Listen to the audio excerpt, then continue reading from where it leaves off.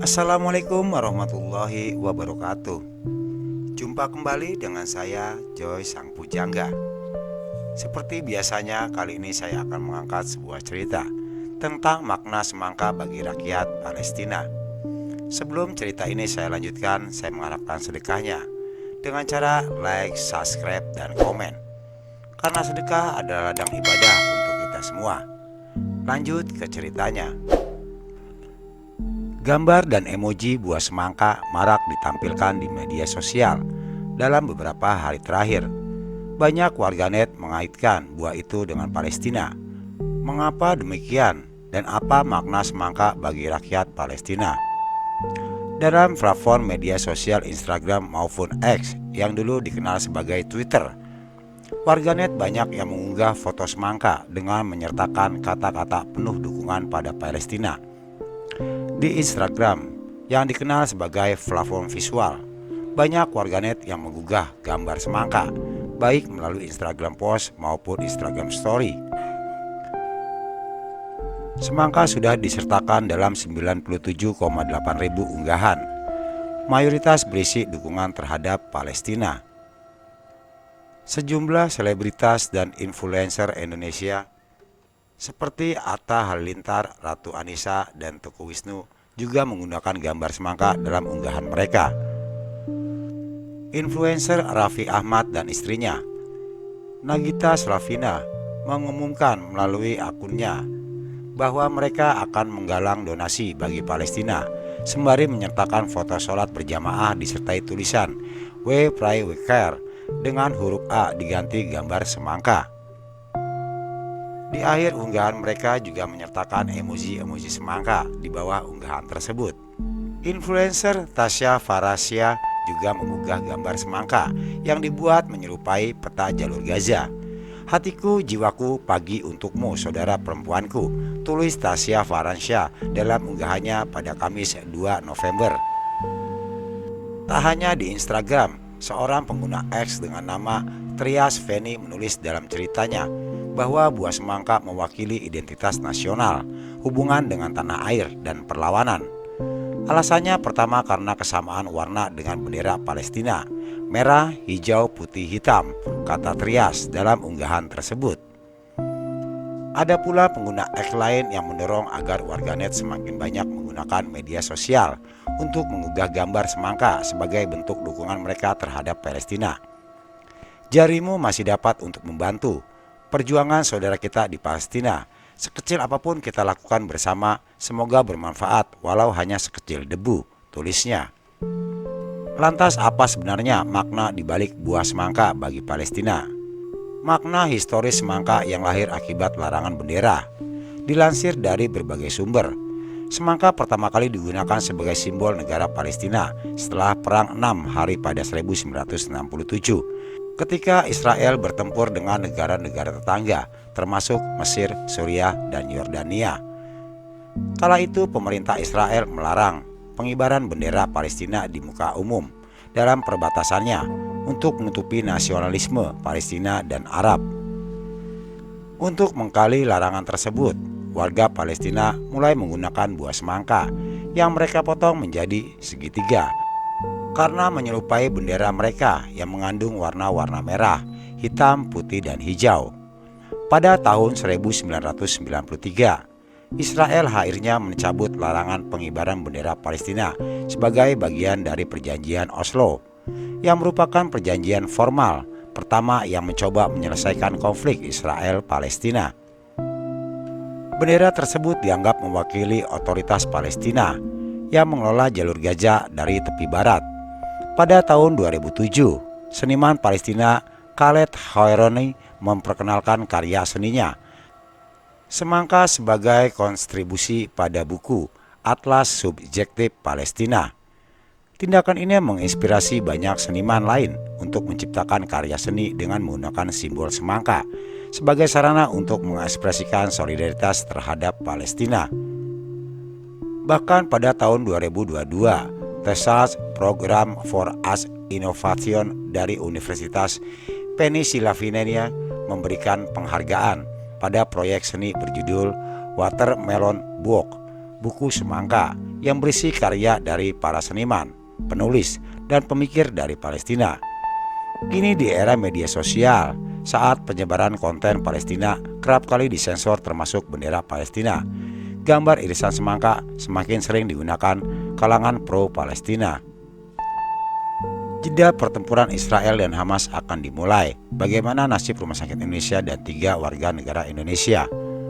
Menjelang jeda pertempuran yang disepakati oleh Israel dan Hamas, pelayanan Rumah Sakit Indonesia (RS) di jalur Gaza telah berhenti total.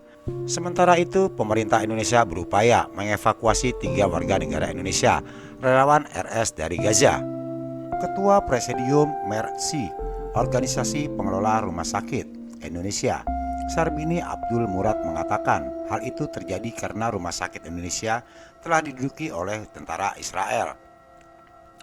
Pelayanannya Rumah Sakit Indonesia sudah berhenti total, sudah tidak ada lagi orang di situ, sudah dikosongkan, sudah diduduki tentara Israel, kata Sarbini saat dihubungi BBC News Indonesia, Kamis 23 November.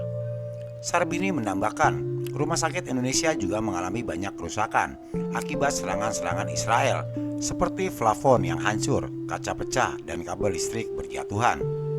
Sementara itu, 3 warga negara Indonesia yang menjadi relawan Mercy di Rumah Sakit Indonesia telah mengungsi. Sarbini mengatakan mereka bersama sekitar 600 warga dan pasien Rumah Sakit Indonesia telah dipindahkan ke selatan Gaza, tepatnya di wilayah Rafah. Mereka diungsikan ke salah satu sekolah di Rafah, di samping Rumah Sakit Eropa di sana, kata Sarbini. Sarbini mengatakan kondisi ketiga warga negara Indonesia tersebut sehat secara fisik, walaupun mengalami sedikit tekanan psikologis akibat suara bom dan rangkaian peristiwa yang terjadi di Rumah Sakit Indonesia. Apakah ketiga warga negara Indonesia itu akan dipindahkan ke lokasi yang lebih aman atau pulang ke Indonesia? Sarbini mengatakan bahwa hal itu tergantung perkembangan yang terjadi di sana. Karena kami maunya mereka tetap di sana untuk bisa menghandle rumah sakit. Jadi kita masih punya rencana-rencana besar di sana. Tapi kalau misalkan rumah sakit sudah tidak beroperasi dan mereka tidak ada di sana, kita juga akan berpikir ulang di mana posisi mereka. Masih kita diskusikan sama teman-teman yang lain, katanya. Adapun Kementerian Luar Negeri berkoordinasi dengan KBRI Kairo dan KBRI Amman untuk mengupayakan evakuasi ketiganya dari jalur Gaza menuju Mesir. Evakuasi akan kita upayakan secepatnya, kata Direktur Perlindungan WNI Kementerian Luar Negeri Juda Nugraha, Kamis 23 November malam, seperti dikutip dari kantor berita Antara. Sama seperti evakuasi sejumlah warga negara Indonesia sebelumnya, kata Judha. Proses evakuasi warga negara asing dan Gaza tak mudah karena harus melibatkan banyak pihak. Sebelum diizinkan keluar dari Gaza, warga negara asing termasuk WNI harus dimasukkan namanya dalam daftar evakuasi yang telah diperiksa dan disetujui oleh otoritas Mesir, Israel, dan Palestina. Prosesnya memang kompleks, tetapi akan kita upayakan, tegas Judha. Kesepakatan Israel dan Hamas untuk melakukan jeda pertempuran selama 4 hari dan juga pertukaran sandera diperkirakan akan mulai berlangsung pada Jumat 24 November. Jeda pertempuran itu awalnya akan dimulai pada Kamis 23 November. Namun sumber pemerintah Israel mengatakan kepada BBC bahwa kesepakatan itu akan tertunda. Berdasarkan perjanjian yang telah disepakati itu, 50 orang Israel yang disandera oleh Hamas akan dibebaskan. Sebaliknya, 150 orang perempuan dan remaja Palestina di penjara-penjara Israel akan dibebaskan. Hingga Rabu 23 November, Israel masih melakukan serangan ke wilayah utara Gaza. Menurut kantor berita Palestina, Wafa Menteri Luar Negeri Otoritas Palestina, Riyad Al-Maliki, mengklaim 52 orang yang tewas di kamp pengungsian Jabalia di Gaza Utara pada Rabu pagi. Jika kesepakatan ini berhasil, maka akan menjadi jeda pertempuran pertama sejak awal perang yang dimulai dari invasi Hamas ke Israel pada 7 Oktober. Berikut hal-hal yang sejauh ini diketahui dari kesepakatan kedua belah pihak. Siapa tawanan yang akan dibebaskan? Para pejabat Israel mengatakan sebanyak 50 sandera yang akan dibebaskan dari Gaza. Semuanya perempuan dan anak-anak. Puluhan sandera diyakini diculik oleh pejuang Hamas, lalu dibawa ke Gaza saat serangan 7 Oktober silam. Di sisi lain, Hamas mengatakan 50 sandera yang akan dibebaskan nantinya ditukar dengan 150 perempuan dari anak-anak Palestina yang ditahan di penjara-penjara Israel. Kapan jeda pertempuran mulai berlaku? Masih belum jelas kapan jeda pertempuran akan dimulai. Awalnya perjanjian tersebut yang dirangkup jeda pertempuran selama 4 hari dijadwalkan berlangsung pada Kamis 23 November pukul 10 waktu setempat. Namun seorang pejabat senior Israel mengatakan sandera yang ditahan di Gaza tidak akan dibebaskan sebelum hari Jumat 24 November. Pemerintah Amerika Serikat berharap pembebasan sandera dapat dimulai pada Jumat dan menekankan bahwa kesepakatan antara Israel dan Hamas sesuai rencana. Kesepakatan telah tetap disepakati. Kedua pihak sedang mengerjakan mician logistik air khususnya untuk hari pertama penerapannya. Menurut laporan yang mengutip juru bicara Dewan Keamanan Nasional Amerika Serikat, Adrian Wilson, tujuan utama kami adalah memastikan mereka sandera dibawa pulang dengan selamat. Hal ini berjalan sesuai rencana dan kami berharap penerapannya akan dimulai pada Jumat pagi. Sebelumnya, Qatar sebagai pihak mediator mengatakan pengumumannya akan dilakukan dalam 24 jam ke depan. Jeda tersebut akan berlangsung selama 4 hari dan dapat diperpanjang waktunya. Sebagaimana pihak Israel menyebutkan bahwa setelah 50 sandera dibebaskan, maka jeda pertempuran akan ditambah 1 hari untuk setiap pembebasan 10 sandera berikutnya dan seterusnya.